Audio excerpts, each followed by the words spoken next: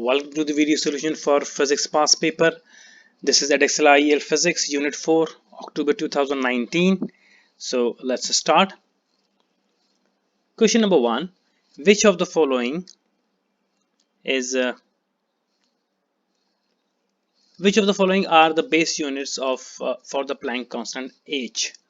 So if you remember the Planck's constant h, which has a value 6.63 or 625 into 10 to the power minus 34 joule second. So joule second is the unit of h, and this is not SI base, this is just SI unit, which is this.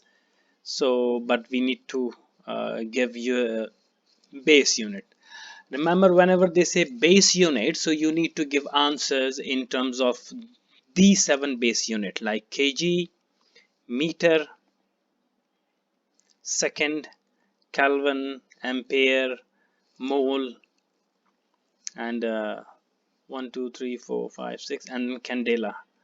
We don't use candela a lot in A level, but these are the 7 base unit. 1 2 3 4 5 6 7. We need to give answer in terms of these 7 whenever any question asks about base unit. So that means we know that the unit of h is joule second, and joule is Newton meter. So I'm just doing step by step. If you directly know the base unit of joule, so you can do directly, but you know that joule second, this joule can be written as Newton meter second, and then Newton is kg, meter s minus 2 m s. Clearly one s is gone from here, so only kg, meter square, s minus 1. So option is C.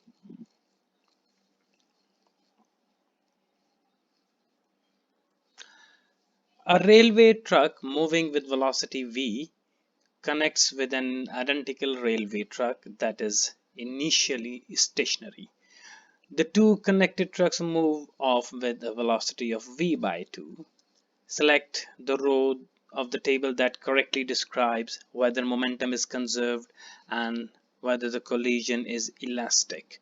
So remember, no matter what type of collision you discuss, in our specification or in our all cases, momentum always remains conserved unless they say something.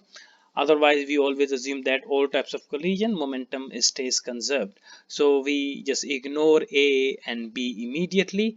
So C or D, we have to choose any one of these because in both momentum is conserved. It depends on the second column, which is elastic collision. So clearly this is a collision and the velocity is overall decreasing. So whenever you have the real situation when the railway truck hits with each other, so kinetic energy is always decreased. So it is not an inelastic collision. Some kinetic energy is lost in terms of sound especially and heat. So option will be C. The shaded space in the diagram represent a vertical uniform electric field. The shaded space is also a vacuum. A drop of oil with negative charge is moving upward in the field with a constant velocity.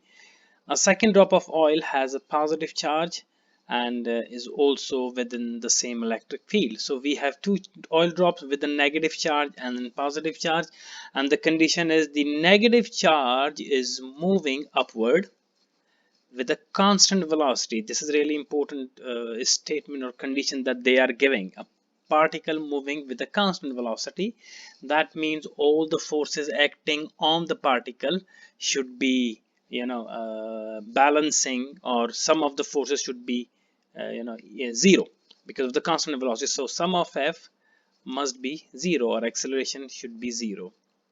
So you know that we have a electric field region, negative charge, it is moving upward. That means it is being repelled from the bottom plate. So bottom plate should have a negative charge, and then upper plate should have a high potential or a positive potential. And of course that's why the charge is moving upward. So two forces are acting. One is the weight of the oil drop downward, and electrostatic force pushing upward or attracting from the top plate. So electric force Fe, and both forces are balanced. So Fe is equal to W. That's why the charge is moving upward at a constant velocity. Similarly, in the same field, if you put a positive oil drop, so this positive oil drop is attracted by the lower plate or bottom plate and repelled by the top plate. So this charge will be experiencing two forces. One is the weight acting down, as well as electrostatic force acting downward. So definitely this charge has accelerate net force downward. So this particle has acceleration. So this particle should be accelerating down. So that the oil drop moves upward cannot move upward. The oil drop moves downward with an increasing speed. Increasing speed means, of course, it has acceleration, because downward it has some net force. So your option should be B. When investigating the structure of atom, alpha particles were directed at a thin gold foil. It was observed that most of the alpha particles passed straight through undeflected. Which of the following is valid conclusion from this observation? A typical question of a gold foil experiment, Rutherford experiment, and most of the particle pass through undeflected. That means the most of the space around in the atom is empty. The gold atom is mostly empty space. So your option should be A. A particle X has mass m and momentum p and the kinetic energy Ek. A particle Y has a mass 2m and kinetic energy 2Ek. Which of the following is the momentum of the particle Y? Again, typical question with relation between mass, energy and momentum. So you should remember, or you should memorize the equation that the kinetic energy Ek is equal to p square by 2m, and you need to find a momentum of particle Y. That means you must make p as a subject. So p is equal to 2Ekm is under the root. So initially the particle X has mass m, momentum p, kinetic energy Ek. So you can say this is the momentum of px, or px is the momentum of particle X. Now the particle has Y has 2m mass and kinetic energy 2k. So Ek is double, m is double. So clearly you can see that the py is equal to twice of Ek. For particle Y, this Ek should be double, 2Ek, and mass should be double, 2m. So you just square root, and clearly this 2 and this 2 makes 4, and 4 comes out from the root. So py would be equal to twice, inside the root you have 2Ekm, which is px.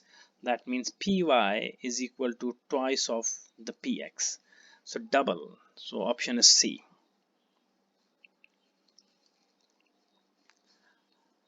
A charged capacitor of capacitance 10 microfarad discharges through a resistor of resistors 10,000 ohm.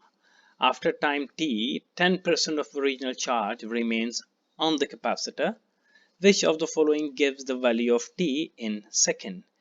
So you need to look at for decay equations of charge, which is q is equal to q naught e to the power minus t by rc.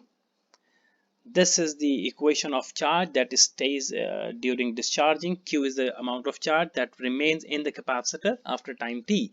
So they are saying after time t, 10% charge remains in the capacitor. So this Q is basically 10% of the original charge, Q naught.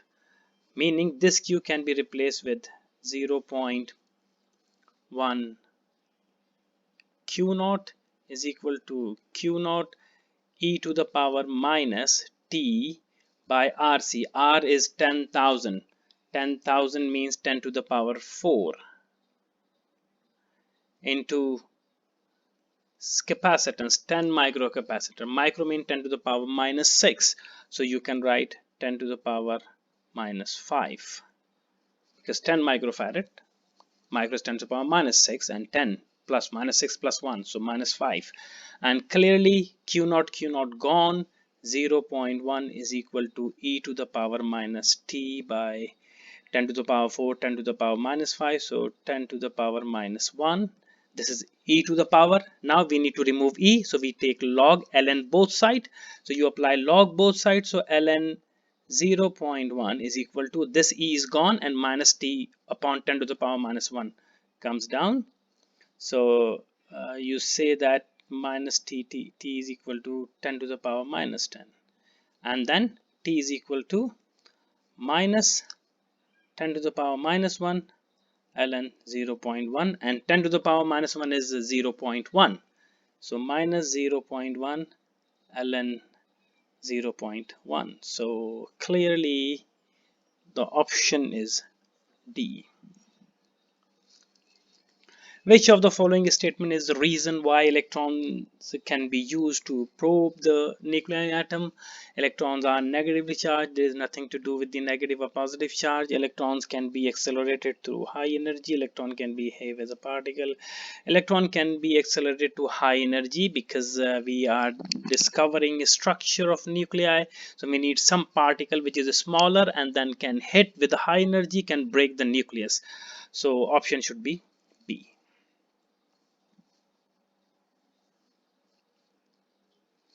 Question number 8. A square coil of wire PQRS has sides of length x. Every side has length x. It is in a magnetic field of a magnetic flux density B. As shown, the wire carries a current I. Okay, the diagram is this. The plane of the coil is at an angle of theta to the magnetic field. Okay, this angle is theta. This is the plane. Which of the following is equal to the magnitude of force on the side QR? QR, P, QR. This is the side QR. So remember, no matter what, at this situation, no matter what angle the plane is making with the magnetic field, this is the angle between the plane of the coil, or maybe you can say the angle between the conductor RS and PQ. But QR conductor always remains perpendicular to the field in the given situation, field to the B.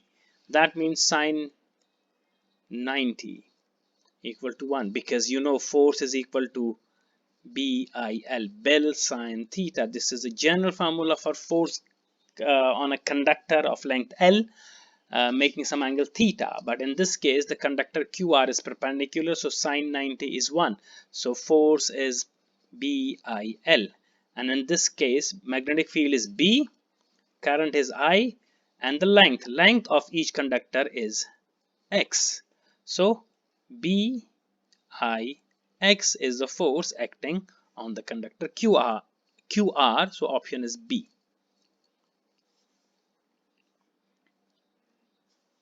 Question number 9. A pion decays into a muon and an antineutrino. According to the following equation, pion decaying muon plus antineutrino, the pion should be written as follows. Clearly, if you see the equation, the decay equation, on the right hand side you have a muon with negative charge and you have a antineutrino which has no charge, 0. Neutrinos are neutral, they don't have any charge. That means the overall charge on the right hand side of the equation is -1. So you should have a overall charge according to law of conservation of charge -1 on this pion, and pion is denoted by the symbol pi in general, but it should have a -1. So yeah, this says p -1, pi -1. We cannot use P because P is used for proton in particle physics. So this is proton, this is a anti-proton or proton with a negative charge, but this is a pion. So option is C. The following graphs shows a variation of potential difference with time, PD and time. Which of the following circuits could produce this variation of potential difference on the voltmeter after the switch is closed. So we are given four circuits, circuit A, B, C and D. Remember, first you need to understand the graph, what is happening. Graph initial t equal to 0, voltage is 0, and then as time is increasing, voltage is continuously increasing and increasing and increasing until it reaches at some constant value. So if you see all the circuit, we have a resistor R and a capacitor. So resistor and capacitor, resistor and capacitor. Clearly, we cannot have option C and even B. We can immediately ignore these two options. The reason is because the voltmeter is connecting parallel to the resistor, and if you turn on the switch, if you turn on the switch or if you close the switch, that means this is the charging circuit, and if this is the charging circuit, initially the voltage of the capacitor will be 0 and the voltage of the resistor will be maximum at the start at t equal to 0.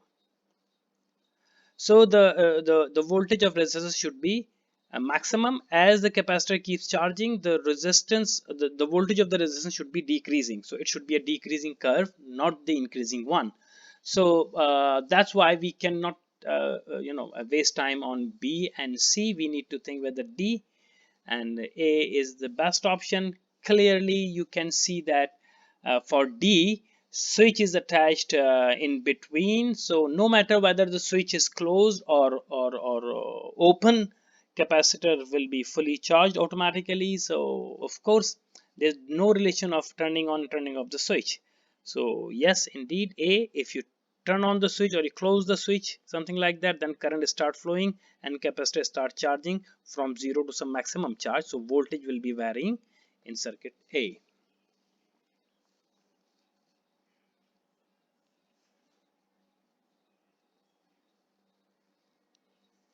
Question number 11. A tennis racket is used to hit a tennis ball. The graph shows how the horizontal force exerted by the racket on the ball varies with time. So this is force acting and this is the time. So okay, before and after, the ball was initially moving horizontally towards the racket with the velocity of 45. Calculate horizontal velocity of the ball immediately after left the racket. So mass of the ball is 0.56 gram. Fine, we need to find the final velocity. Clearly you see we are given force and time graph, and if you figure out the area under the graph, if you find the area, so area will be equal to impulse. And impulse is nothing but change in momentum. That means impulse I is equal to mv minus mu. So we can find the area under the graph, and we can use this area to figure out final velocity of the ball. So now you see the area is of course this is a triangle, so area would be equal to half of base, and base is 0 to this time. So 0.1 divided by 20 and then 0.005. Okay, fine. And okay, that's good. So the half of 0.16, so this is 0.16, that's whole base, and height is 60, so half of 0.16 into 60, so this is 4.8 Newton second. This is impulse. And for the ball, this is the impulse for the ball, for the ball, because this is impulse acting on the ball, so it should be minus 4.8 Newton second. Now the impulse equal to change in momentum of the ball, so you can say that mv minus mu is equal to minus 4.8, and then v would be equal to minus 4.8 plus mu divided by m. Now you substitute all the values, so v is equal to minus 4.8 plus m. M is mass of the ball, which is 56 gram, converting into kilogram to 0.056.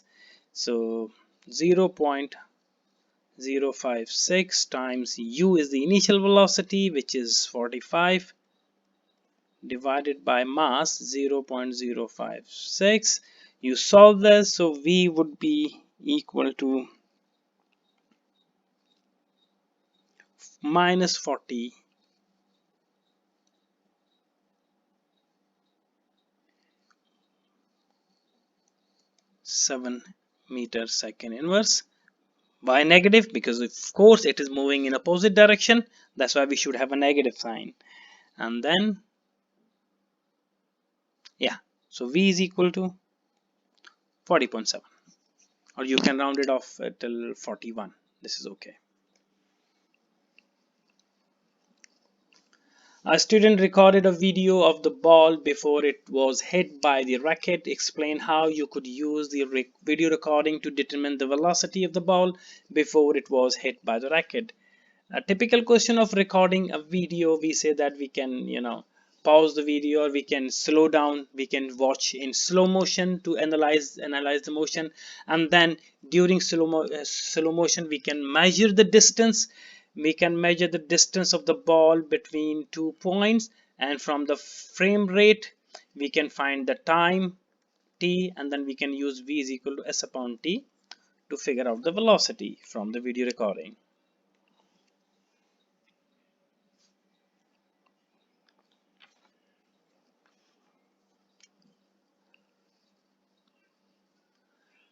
Question number 12. Most mobile phones have touch screen allowing a finger to select different functions. A website explains how this works with a simplified model. The glass screen is coated on both sides with a conducting material so that if it forms a capacitor.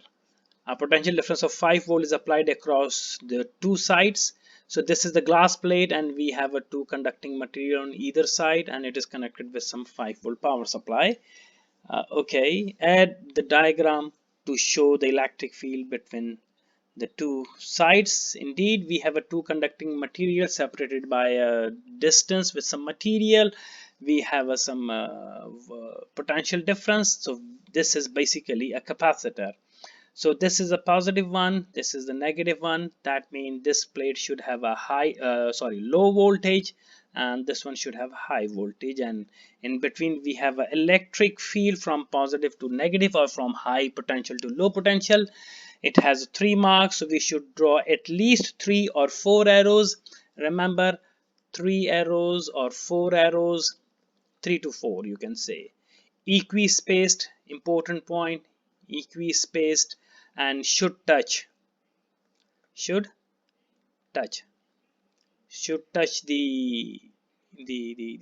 walls. So equally spaced, straight arrows, equally spaced, and then so I don't have a ruler option here, so I am drawing freehand, but you must draw with the ruler from high to low. So you can say this is the first arrow touching with the both end, equally spaced second arrow, and then third arrow, and you can draw fourth for the safe side. They should be equally spaced. The arrangement has a capacitance of 12 picofarad. Calculate the energy stored in the capacitor. So we have a capacitance, we have a voltage 5, so energy E is equal to half of CV squared. So half of C is 12 into pico 10 to the power minus 12 into 5, so 5 square, which is 25, and you solve this, so energy would be equal to 25, 25, 12, 6, 6. Okay, so this is 150 or 1 point. Okay, 150 into 10 to the power minus 12 joule. So this is the energy. Or you can say you can shift the decimal to decimal left. So energy would be equal to 1.5 into 10 to the power minus 10 joule.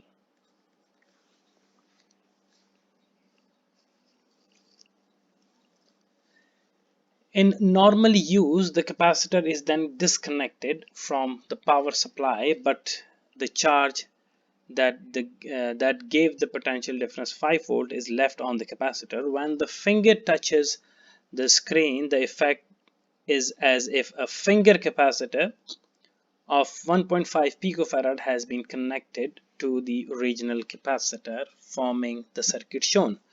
So this is the one capacitor. When you touch, you have another finger capacitor, and then you have a combination. So two capacitors are connected now in parallel.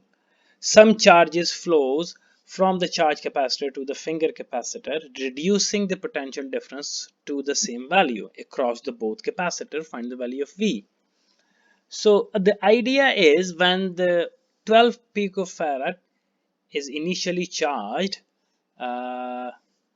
then after connecting with this new capacitor, some charge transfers from 12 picofarad to 1 picofarad. That means the voltage, overall voltage, should be decreased. So first, and then that's what we need to find, what will be the new voltage. The initial voltage was 5, and we need to find after shifting, after transferring the charge, then what will be the voltage. So first we find the total amount of charge which is stored initially before touching the screen. So you can say that the total charge Qt, or initial charge Qt, would be equal to C into V, CV, or so you can say that 12 capacitor is 12 picofarad, so 12 into 10 to the power minus 12, and then voltage is 5. So Qt would be equal to 12 times 50, 60, 60 into 10 to the power minus 12 coulomb. So this is the charge, 16 10 to the power minus 12 coulomb. I'm not shifting decimal because I know that 10 to the power minus 12 is going to cancel. Now after that, we are going to find the new charge, because some charge is being shifted or transferred to the new capacitor. So we are going to find the new charge, or the charge left in the capacitor. How much charge left? So suppose the left charge is Q dash at the new voltage V.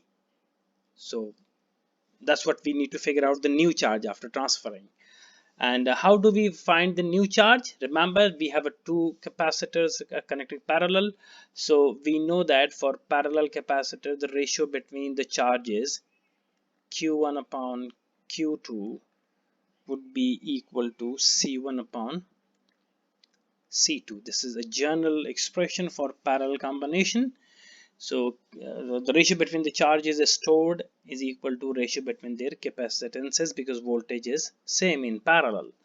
So we can use this approach to find the charge after transferring, which is Q dash. So remember, Q dash is the charge that stays behind. And what I'm doing now, I am comparing this Q dash with the total charge, which is this.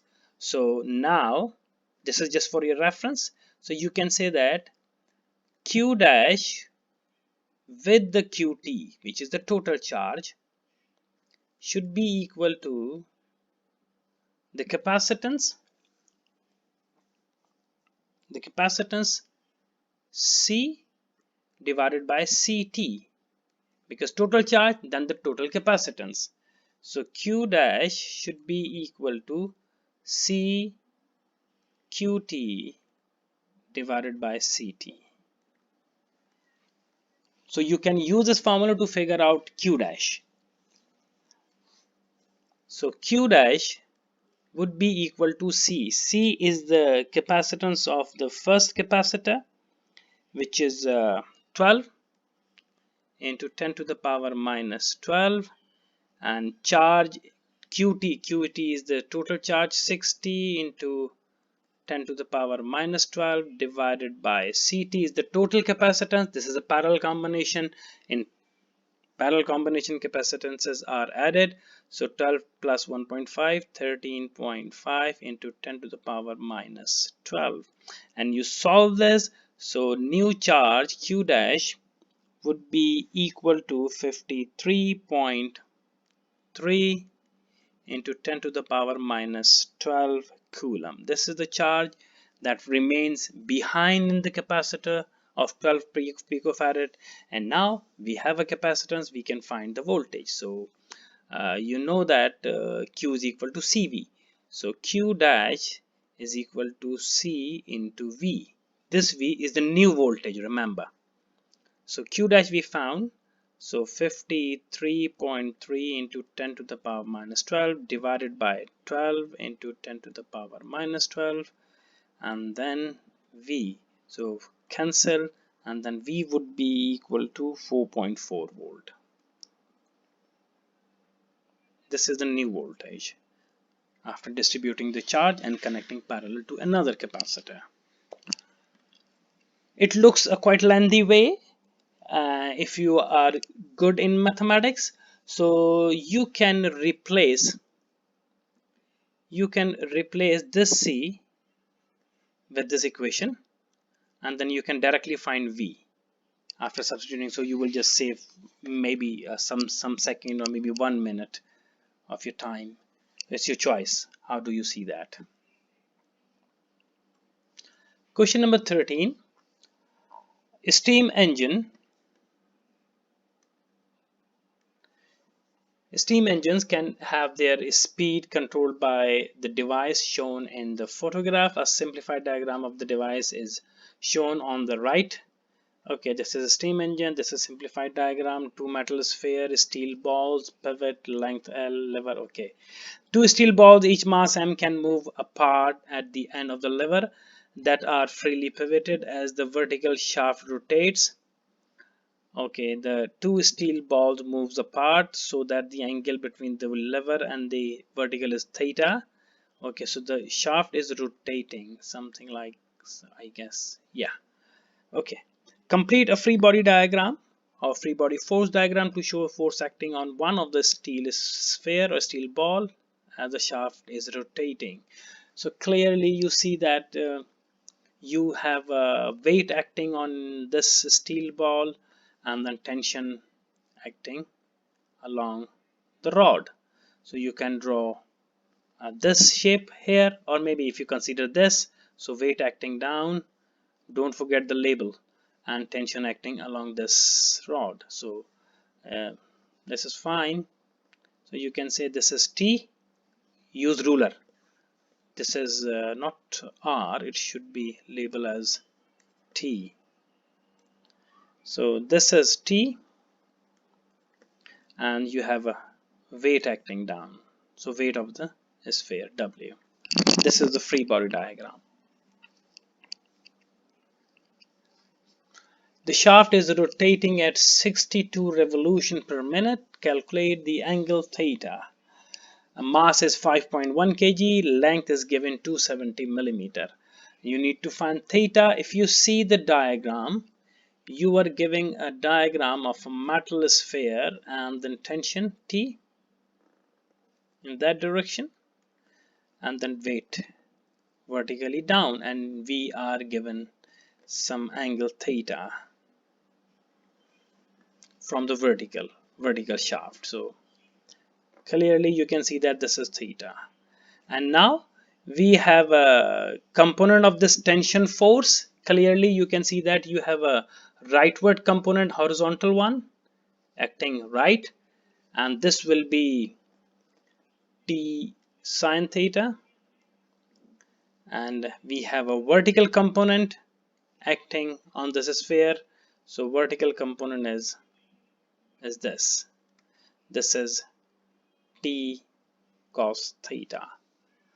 So clearly T cos theta is balancing W. So you say that T cos theta is equal to W, and W is equal to mg.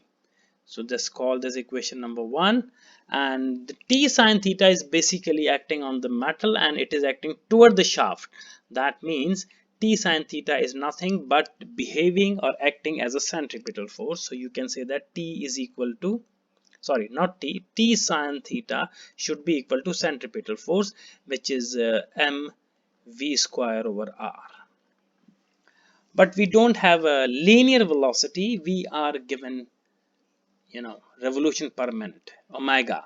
So we can convert this centripetal force in terms of angular velocity, and v equal to r omega, and you can replace v with the r omega. So T sine theta is equal to m, so r square omega square, 1r get cancelled, so r omega square, and this r will be the radius, and this radius in the diagram is this much in terms of length. In terms of length, this is the radius r, and we are giving the length L, 270. Clearly r is nothing but r is equal to L sine theta, L sine theta.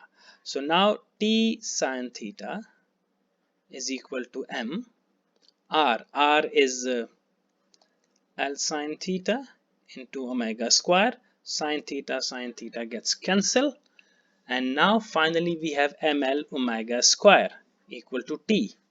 So T is equal to ml omega square. You can replace T now in equation number 1 to figure out theta. So you say that for 1, equation number 1 will be ml omega square cos of theta is equal to mg. Gets cancelled. So theta is equal to, or cos theta is equal to g by L omega square. So g is 9.81 divided by L is 270 millimeter divided by 1000, so 0.27 times omega square. Omega is given rpm, revolution per minute, rpm. So you convert this in radian per second. So 60 times 2 pi divided by, sorry, it's a 62 times 2 pi divided by 60. So we have omega square. So 60 times 2 pi divided by, I'm sorry, I wrote, this is 62. 62 times 2 pi divided by 60 whole square. And you solve this will be the cos theta, and then you take cos inverse. So theta would be equal to around 30.3 or 30.4 something. So 30 degree approximately, round off. That's a good question of 6 marks. 14. Cyclotrons can be used in hospitals and are used to produce a beam of protons. This is typical diagram of a cyclotron. 2 hollow Ds. We have a proton ejector, and then high energy beam of protons. Explain how the cyclotron accelerates the protons to a high energy. So you need to give the detail from the beginning till then proton emits from that end. So what happened? We have 2 hollow Ds here, and these hollow Ds are connected with the electric field. So you can imagine we have some electric field, alternating electric field connected with the D. So that means we have a high potential and we have a low potential on these D. So when the proton is emitted from this ejector, then due to the electric field, the proton initially accelerate in one of the D. It depends on the polarity of the D, and then it accelerates inward the D.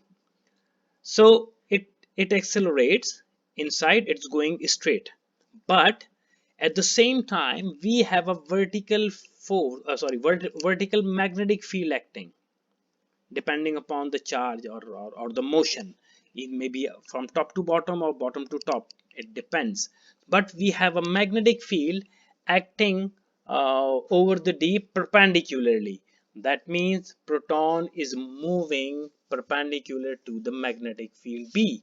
So this, due to which the proton experience centripetal force, magnetic force, which is make proton in a curve path. So it start curving at the same time, accelerating and curving, and as soon as it reaches at the end, so remember it is also speeding up because it is accelerating, but curving due to magnetic field. As soon as the proton reaches at the end of the D, we have alternating electric field, so we flip, or the magnetic polarity is electric field polarity is switched or flipped, and then instead of going back, the proton starts accelerating into another D, and then again same situation keep happening. So proton keep accelerating, keep moving in a circular path as speed increases. So the radius of the circular path keep increasing, and because proton has to spend equal amount of time, that's why every time the polarity keeps changing at exact time when the proton reaches at the end of the D. That's how you can explain the whole thing.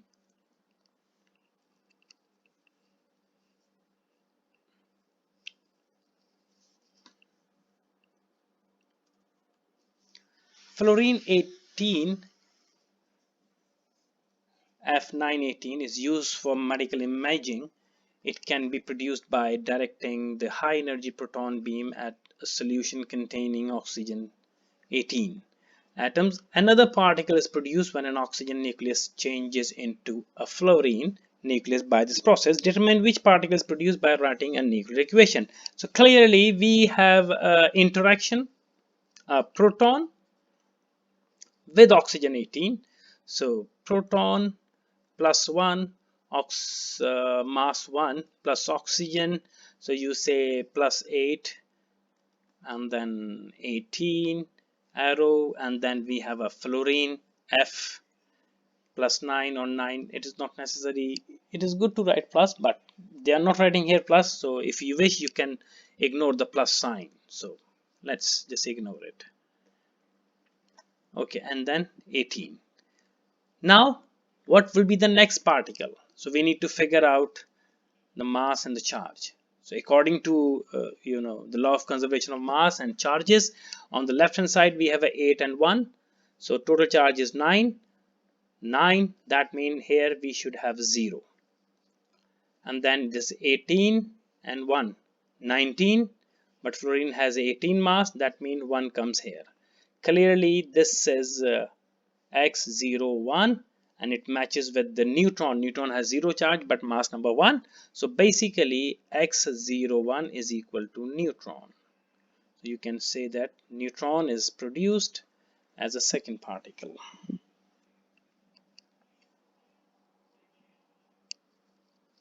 Calculate the force of electrostatic repulsion between the proton and an oxygen nucleus at a separation of 3.2 10 to the power minus 15 Newton. A straightforward, easy question. You need to find electrostatic force. So electrostatic force F is equal to K Q1 Q2 over R square. In this case, one charge is proton, and the other charge is oxygen nucleus, which contain 8 protons. So you can say that K is 8.99 10 to the power 9. This is Coulomb's constant. Charge of one particle, which is proton, 1.6 into 10 to the power minus 19. Charge of one proton into charge of second charge, amount of charge on the second particle, which is oxygen nucleus, contain 8 protons.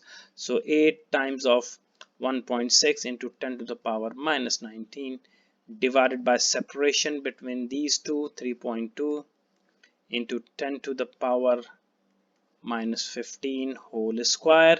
Use your calculator, solve this whole equation either in a step by step or one go. So your answer will be 179.8 Newton. You can round it off till 180.